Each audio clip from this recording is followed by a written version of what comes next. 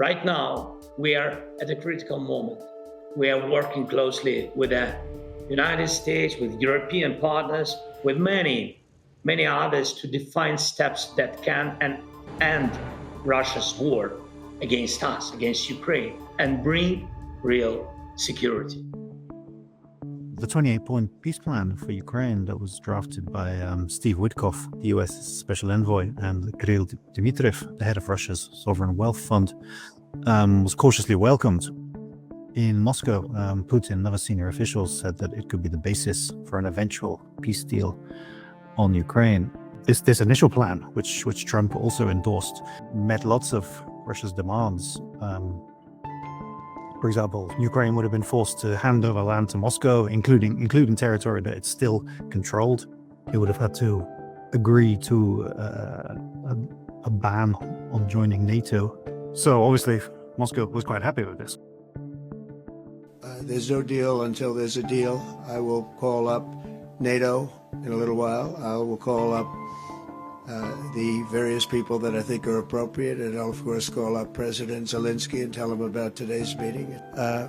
Again, Mr. President, I'd like to thank you very much, and we'll speak to you very soon and probably see you again very soon.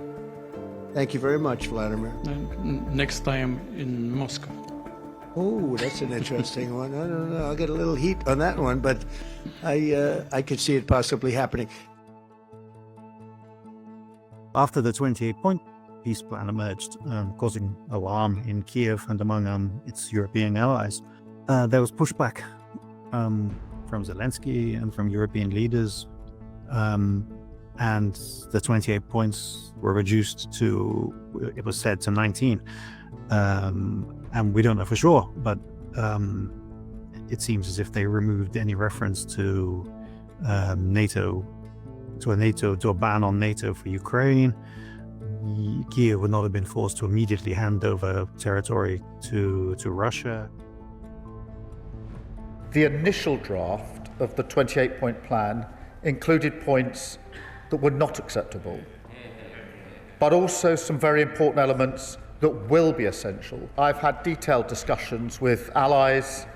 I met the partners of the Coalition of the Willing during the G20, and I've spoken a number of times to both President Trump and President Zelenskiy. We are clearly at a crucial juncture.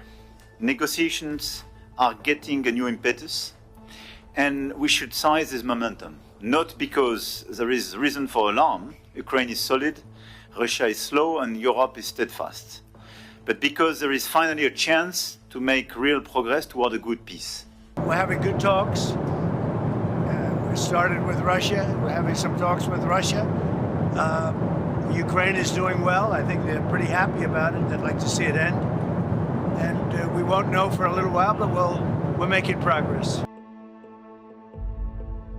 But while there's some movement towards Ukraine eventually accepting a framework for peace, the problem is as ever, is that whenever a peace plan or potential peace deal is acceptable to Kiev, it's automatically rejected by Moscow. So we're just in a catch-22 situation, really. I mean, every single time. This isn't the first time it's happened. Yeah. So we get a plan which seems very favorable, or which is very favorable to Moscow. Ukraine and its Western allies push back, and then a new plan comes out which doesn't meet all or any of Russia's major demands, and Russia signals, okay, so we'll just continue fighting. So despite all the optimism of recent days and the kind of whirlwind of diplomacy,